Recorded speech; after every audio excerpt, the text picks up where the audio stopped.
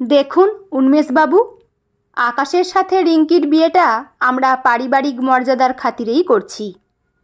রিঙ্কি খুব শিক্ষিতা, মেধাবী, সেসব আমরা জানি। কিন্তু আমাদের বাড়িতে বৌমা হয়ে আসার পর রিঙ্কি আর চাকরি করতে পারবে না। আমাদের বাড়ির নিয়মটা একটু অন্যরকম। আমাদের বাড়ির মেয়ে বউরা বাইরে কাজ করে না। আমাদের একটা সম্মান আছে তো, বললেন পাত্রের বাবা তন্ময়বাবু। উন্মেষবাবু একটু অস্বস্তিতেই গলা ঝাড়লেন। কিন্তু দাদা, রিঙ্কি পড়াশোনার জন্য এত কষ্ট করেছে, এখন একটা ভালো চাকরি করছে, বিয়ের পর হঠাৎ এসব ছেড়ে সে বাড়িতে বসে থাকবে? এটা কি একটু বেশি হয়ে যাচ্ছে না? ওর ক্যারিয়ারটাও তো একটা বড় বিষয়। তন্ময়বাবু সরাসরি উত্তর দিলেন, দেখুন, আমার স্ত্রী সরমাও কম পড়াশোনা করেনি, কিন্তু বিয়ের পর সংসারের হাল সে এমনভাবে ধরেছে যে আজ আমাদের সব পরিপূর্ণ। আর সত্যি বলতে কি, মেয়েরা বাইরের আলো বাতাসে বেশি অভ্যস্ত হয়ে গেলে সংসারের প্রতি টানটা কমে যায়। শুধু শুধু বাইরে বেরুলে ওদের পা বেড়ে যায়, তখন আর সংসার টেকে না। এইটুকু তো বুঝবেন।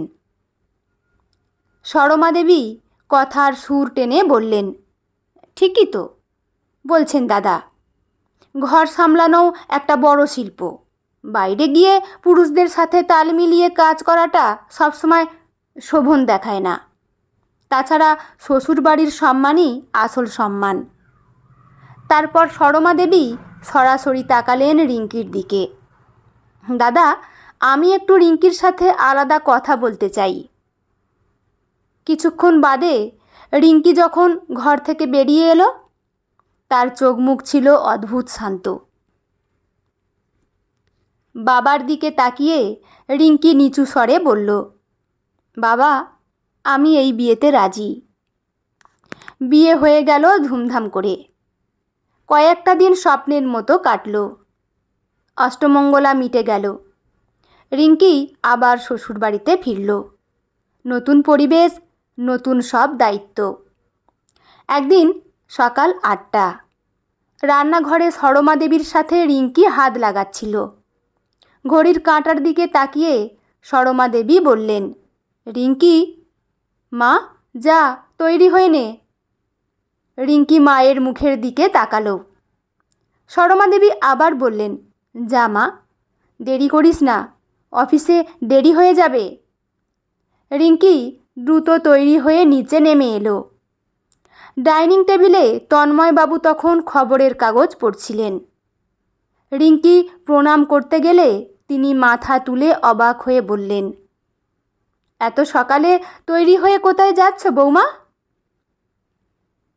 সরমা দেবী রান্নাঘর থেকে বেরিয়ে এসে শান্ত গলায় বললেন, ও অফিসে যাচ্ছে। তন্ময়বাবু সোজা হয়ে চেয়ার ছেড়ে উঠলেন। মানে? আমি তো বিয়ের আগেই বলে দিয়েছি, বিয়ের পর চাকরি করা যাবে না। তাহলে অফিস এলো কোথা থেকে? সরমা দেবী স্থির গলায় বললেন, রিঙ্কি এতদূর পড়াশোনা করেছে বাড়িতে বসে থাকার জন্য? আর তুমি জানো না এই বাজারে একটা চাকরি পাওয়া কতটা কষ্টের? সেখানে বৌমা এত ভালো একটা চাকরি ছেড়ে দেবে শুধুমাত্র তোমাদের বাড়ির এই ফালতু নিয়মের জন্য? আর বিয়ের আগে তুমি বলেছিলে চাকরি ছাড়ার কথা। এ কথা যেমন সত্য, ঠিক তেমনি আমিও ওর সাথে আলাদাভাবে কথা বলার জন্য যখন অন্য ঘরে গিয়েছিলাম, তখন আমি ওকে কথা দিয়েছিলাম বিয়ের পরেও ও চাকরি করতে পারবে। তাই ও বিয়েতে রাজি হয়েছিল। তন্ময়বাবু রেগে চিৎকার করে উঠলেন, সরমা, তুমি ভুলে যাচ্ছ তোমার বেলাতেও কিন্তু একই রকম ঘটেছিল। সরমা দেবী মাথা নাড়লেন, কিছু ভুলিনি তো।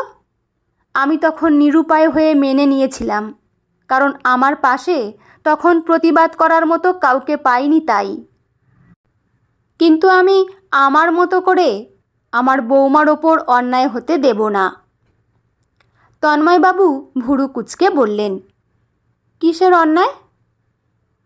চাকরি ছাড়তে বলা হয়েছে, তাই বলে এই নয় যে সে ভাত কাপড়ের অভাব পাবে জীবনে। সরমা দেবী এবার একটু তীক্ষ্ণ সুরে বললেন, এই তো তোমাদের মস্ত বড় চাল। তোমরা ভাত কাপড় দিয়ে সারা জীবন বাড়ির বউদের পায়ের তলায় রাখতে চাও। নিজের ইচ্ছে মতো কথা বলতে গেলে পকেটের জোর লাগে, তাই তোমরা প্রথমে কায়দা করে সেই জোরটাই কমিয়ে দিতে চাও।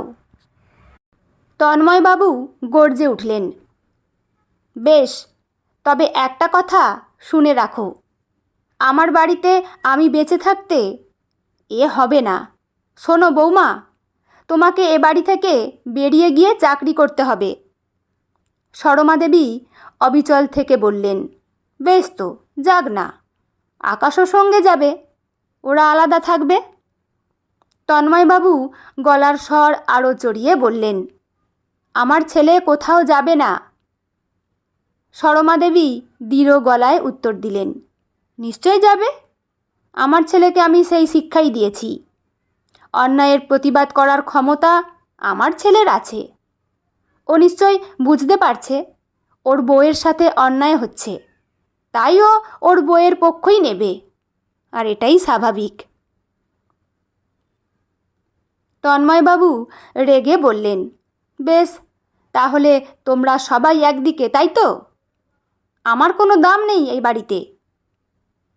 আকাশ পাশে দাঁড়িয়েছিল। সে শান্ত গলায় বলল, দাম তোমার সবসময়ই আছে বাবা, কিন্তু ক্ষমতার অপব্যবহার করা উচিত নয়। আজ তুমি রিঙ্কির সাথে যদি এই অন্যায়টা করো, তাহলে রিঙ্কি কোনোদিনও তোমায় শ্রদ্ধার চোখে দেখবে না। তাই মিছিমিছি রাগারাগি করো না বাবা। যুগ পাল্টেছে, এখন সবাই নিজের পায়ে দাঁড়াচ্ছে, কেউ কারোর মুখাপেক্ষী নয়। তন্ময়বাবু আর কিছু না বলে রাগে গজগজ করতে করতে বাইরে বেরিয়ে গেলেন। রিঙ্কি শাশুড়ি মাকে পরম স্নেহে জড়িয়ে ধরল। সরমা দেবী শুধু বললেন, সাবধানে যা মা। রিঙ্কি আর আকাশ দুজনেই বেরিয়ে যেতেই সরমা দেবী ওদের যাওয়ার দিকে তাকিয়ে রইলেন। মনের ভেতর এক দীর্ঘশ্বাস বয়ে গেল। তিনি ভাবলেন, আজ তিনি নিজের ওপর হওয়া বছরের পর বছর ধরে জমে থাকা অন্যায়ের চরম প্রতিশোধ নিয়েছেন। পরের দিনগুলোতে বাড়ির আবহাওয়া কেমন যেন বদলে গেল। রিঙ্কি রোজ নিয়ম করে অফিস যায়, আর তন্ময়বাবু সেটাকে যেন এক ব্যক্তিগত অপমান হিসেবেই নিয়েছেন। সকালের ডাইনিং টেবিল। রিঙ্কি তৈরি হয়ে এসে দেখল তন্ময়বাবু গম্ভীর মুখে বসে আছেন। রিঙ্কি বিনয়ের সাথে বলল, বাবা, চাটা কি নিয়ে আসবো? তন্ময়বাবু খবরের কাগজে মুখ ডুবিয়েই বললেন, আমার চা খাওয়ার সময় হয়েছে কি হয়নি সেটা তুমি না জানলেও চলবে। অফিসের তাড়া তো, যাও নিজেদের কাজ নিয়ে ব্যস্ত থাকো। রিঙ্কি একটু থমকে গেল। আকাশ পাশে বসেছিল। সে একটা দীর্ঘশ্বাস ফেলে বলল, বাবা, রিঙ্কি তো সৌজন্যের খাতিরেই জিজ্ঞাসা করল, এতে রাগারাগির কি আছে? তন্ময়বাবু কাগজটা ধপ করে টেবিলের ওপর ফেলে দিয়ে বললেন, সৌজন্য? বিয়ের পর থেকেই সৌজন্যের সংজ্ঞা বদলে গেছে এই বাড়িতে। আগে বউরা রান্নাঘর সামলাতো, এখন তারা অফিস সামলায়, আর আমার ছেলে কিনা তাতে ইন্ধন দিচ্ছে। রান্নাঘর থেকে সরমা দেবী চায়ের ট্রে নিয়ে বেরিয়ে এলেন। তিনি তন্ময়বাবুর সামনে চা রেখে শান্ত গলায় বললেন, ওদের কথা ছাড়ো তো, তুমি কেন সকাল সকাল বিষ ঢালছ? রিঙ্কি তো রান্নাঘরের কাজ সামলে তারপর তৈরি হতে গেছে। আমি তো ওর কাজ নিয়ে কোনোদিনও কিছু বলিনি। তন্ময়বাবু সরমা দেবীর দিকে তাকিয়ে ঝাঁঝালো স্বরে বললেন, তুমি চুপ করো সরমা, সব তোমার কারসাজি। তুমিই তো মেয়েটার মাথায় এসব ঢুকিয়েছ যে বাইরে বেরোনোই একমাত্র বাঁচার রাস্তা। আগে তো তুমি এমন ছিলে না, সংসারের বাইরে কিচ্ছু বুঝতে না। সরমা দেবী এক চুল না নড়ে বললেন, সেটা আমার অসহায়তা ছিল। আজ আমার বৌমা শিক্ষিত, ওর নিজের একটা পরিচয় আছে, সেটা আমি কেন কেড়ে নিতে যাব? আমি আমার জীবনে যা করতে পারিনি, অন্তত রিঙ্কি সেটা করছে। এটা দেখে আমার তো বরং ভালো লাগার কথা। এতে তোমার এত আপত্তি কেন? বৌমা তো সংসারের কাজ ফেলে কোথাও যাচ্ছে না। তন্ময়বাবু গলার সুর নামিয়ে কিছুটা তাচ্ছিল্যে সুরে বললেন, হ্যাঁ জানি, সব জানি। বাইরে কাজের দোহাই দিয়ে আজ যে সম্মান কমছে সেটা বুঝতে পারছো না। প্রতিবেশী কি বলবে, আত্মীয় স্বজন কি বলবে, সেটা কি ভেবে দেখেছো? আকাশ এবার খেই ধরল। বাবা, প্রতিবেশীরা খেতে দেয় না, আর আত্মীয়রা সুখে দুঃখে পাশে থাকে না। আমাদের সংসার আমাদের মতো করে চলবে। রিঙ্কি চাকরি করছে বলে তো আমাদের বাড়ির শান্তি নষ্ট হচ্ছে না। নষ্ট করছো তুমি নিজের জেদ দিয়ে। বিশ্বাস করো বাবা, রিঙ্কিকে তুমি যদি নিজের মেয়ের মতো করে একটু বোঝার চেষ্টা করতে, তাহলে বুঝতে পারতে ও আমাদের পরিবারের কতটা খেয়াল রাখে। তন্ময়বাবু আর কথা বাড়ালেন না, তবে তার মুখটা কালো হয়ে রইল। তিনি উঠে চলে গেলেন। রিঙ্কি রান্নাঘরের দরজার কাছে দাঁড়িয়ে দেখছিল সবটা। তার বুকটা তখন ভারী হয়ে আছে।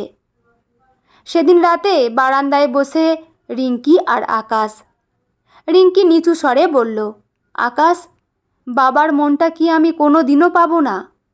রোজ সকালে ওনার ওই মুখটা দেখলে মনে হয় আমি খুব বড় অপরাধ করছি। আকাশ ওর হাতটা ধরে বলল, হবে গো, সময় লাগবে।